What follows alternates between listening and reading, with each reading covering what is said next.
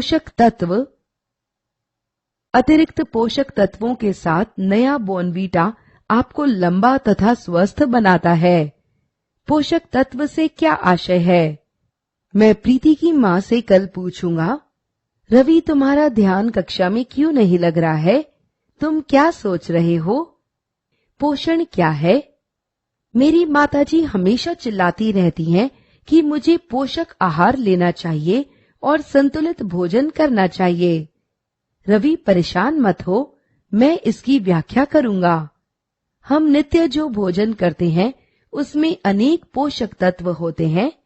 पोषक तत्व भोजन में उपस्थित वे रासायनिक पदार्थ हैं जो शरीर की आवश्यकता अनुसार ऊर्जा तथा अन्य आवश्यक तत्व प्रदान करते हैं।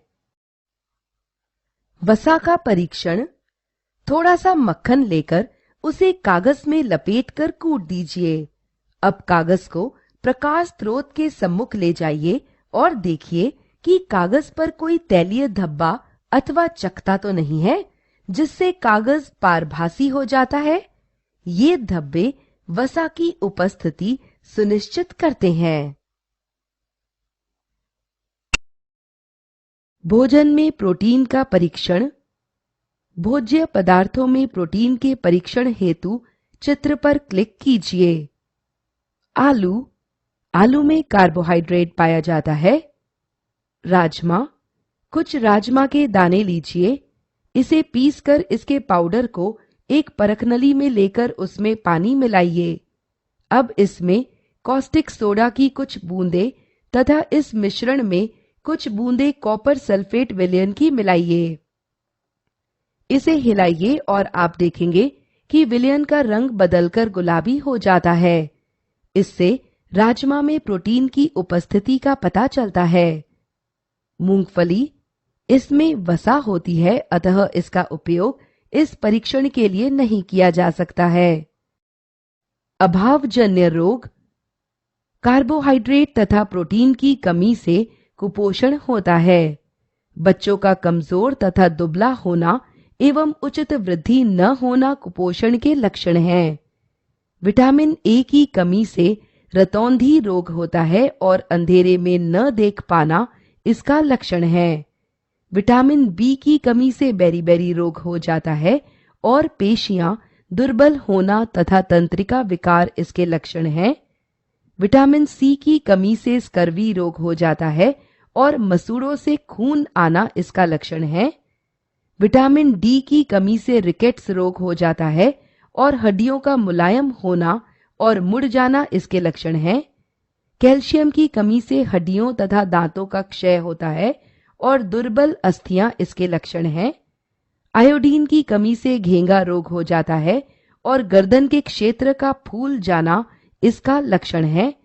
लोहे की कमी से रक्ताल्पता रोग होता है और कमजोरी महसूस होना इसका लक्षण है। स्टार्च का परीक्षण। एक सामान्य क्रियाकलाप द्वारा हम देखें कि पत्तियों में स्टार्च होता है। किसी पौधे की एक पत्ती तोड़ लो और इसे पानी से भरे एक बर्तन में डाल दो। पानी को उबालने तक गर्म करो। अब पत्ती को एक परखनली में डालो और इसे तब तक गर्म करो जब तक इसका रंग उड़ न जाए। अब पत्ती को निकाल लो और इसे थोड़ी देर के लिए एक बोतल में रखो और फिर पत्ती को एक तश्तरी में फैलाकर रख दो। पत्ती पर आयोडीन अथवा पोटेशियम आयोडाइड की कुछ बूंदें डालो और निरीक्षण करो। आप क्या देखते हैं? कोई अनुमान है? पत्ती का रंग नीला काला हो जाता है। यह पत्तियों में स्टार्च की उपस्थिति प्रदर्शित करता है।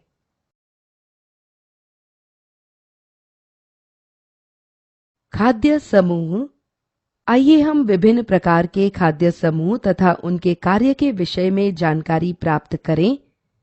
भोजन को उनके पोषक तत्वों के अनुसार 5 समूहों में विभाजित किया जा सकता है। ये समूह हैं सुरक्षात्मक भोजन, ऊर्जा प्रदान करने वाले भोजन, शरीर निर्माण करने वाले भोजन, रक्षा भोजन तथा जल, संतुलित आहार, कार्बोहाइड्रेट, वसा, प्रोटीन, विटामिन, खनिज पदार्थ, मोटा अनाज तथा जल जब पर्याप्त मात्रा में लिया जाता है तो इससे संतुलित आहार का निर्माण होता है। अतः यदि हम संतुलित आहार नहीं ग्रहण करते हैं तो हम अभावजन्य बीमारियों से ग्रस्त हो जाएंगे।